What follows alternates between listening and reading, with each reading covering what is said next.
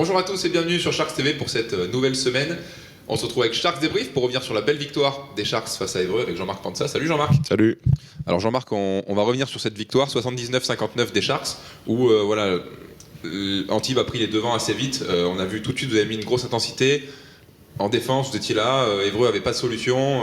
Ça les a obligés à faire beaucoup de pertes de balles et nous on a pu dérouler un petit peu plus derrière. Explique-nous déjà, dis-nous comment toi tu as vécu ce match et surtout là ce début un peu canon que vous avez fait. Ça part de toute la semaine d'entraînement qu'on a eu. On a eu une très bonne semaine d'entraînement et on a juste respecté le plan de jeu. Et puis défensivement c'est déjà notre identité pardon. Et juste qu'on a su profiter des pertes de balles qu'ils ont eues pour pouvoir mettre en jeu notre place et puis mettre en place notre jeu pardon et puis juste de tout simplement jouer notre basket.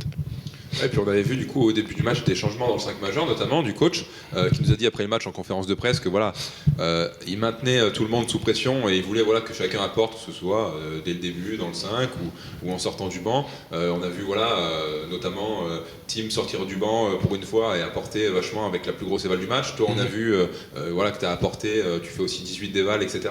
On voit vraiment là que tout le monde met sa pierre à l'édifice, que ce soit le 5 majeur, le banc. Là, Évreux n'a jamais eu de répit dans ce match où à chaque fois, quelles que soient les rotations, vous les mettiez toujours sous pression. Oui, on les mettait toujours sous pression parce que il faut pas les laisser jouer leur jeu. Et puis on a une équipe où on est 11 joueurs. Quand même, donc ces 11 joueurs en fait on peut tous marquer comme très bien défendre. C'est une qualité qu'on a dans cette équipe et que le fait que le coach nous garde sous pression un peu, de changer un peu le 5 de départ, ça nous perturbe pas plus que ça. Et puis on joue tout simplement notre basket dès qu'on est sur le terrain et puis on se donne à fond et sans trop de précipitation, je veux dire. Ouais, surtout c'est ce qui avait fait un peu aussi notre force l'année dernière, en fin de saison, où il y avait des effectifs qui arrivaient un peu émoussés parce qu'ils avaient beaucoup tiré sur la corde, alors que nous, avec notre effectif large, le temps de jeu était réparti. Là encore, sur ce match-là, il n'y a pas un joueur qui joue 35 minutes dans le match, il y a vraiment eu un temps de jeu réparti. Et là, on sait qu'en plus, là, ça va s'accélérer, hein. Il reste 8 matchs. Là, on a un match qui arrive vendredi, et après, ça va être les 2 semaines qui arrivent. Il y aura à chaque fois 2 matchs, avec un match le mardi, un match le vendredi. Ouais.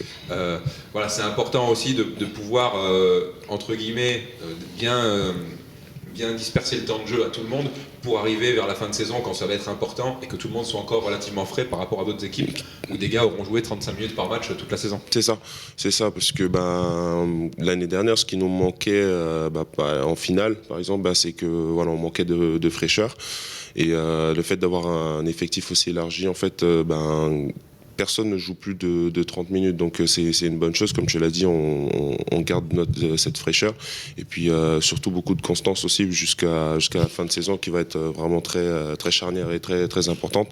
Donc il faut juste qu'on continue de jouer et que ce soit des temps de jeu un peu moins que d'habitude, mais c'est juste qu'on doit juste jouer puis se donner à fond. Parce que la fin de saison arrive très vite. Là, on va enchaîner 2 matchs par semaine. Donc ça va être un rythme assez soutenu. Donc il faut juste qu'on récupère beaucoup et qu'on garde cette fraîcheur qu'on a depuis le début de saison.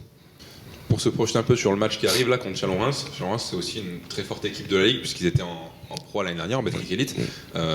Ça avait été compliqué au match aller en plus ils inauguraient leur nouvelle salle, etc. Ça avait été un gros match pour eux aussi là-bas. Ils ont des forts joueurs.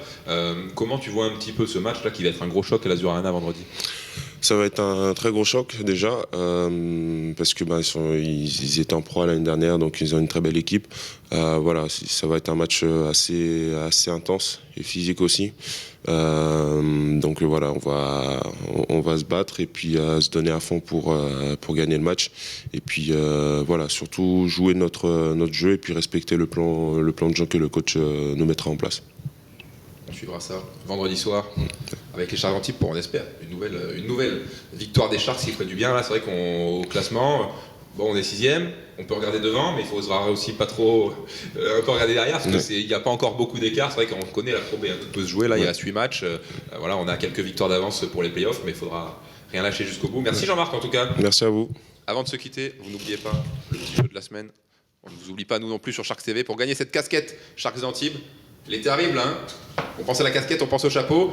On s'abonne à Sharks TV pour participer. Dans les commentaires, un petit Go Sharks. Et on like cette vidéo de Sharks Brief avec Jean-Marc. Et on tirera au sort quelqu'un en fin de semaine. Vous avez jusqu'à vendredi, du coup 20h30, lors du début de Antibes Chalon-Reims, pour jouer. Et nous, on se retrouve après toute la semaine avec vos programmes habituels sur Sharks TV. Bonne semaine à tous!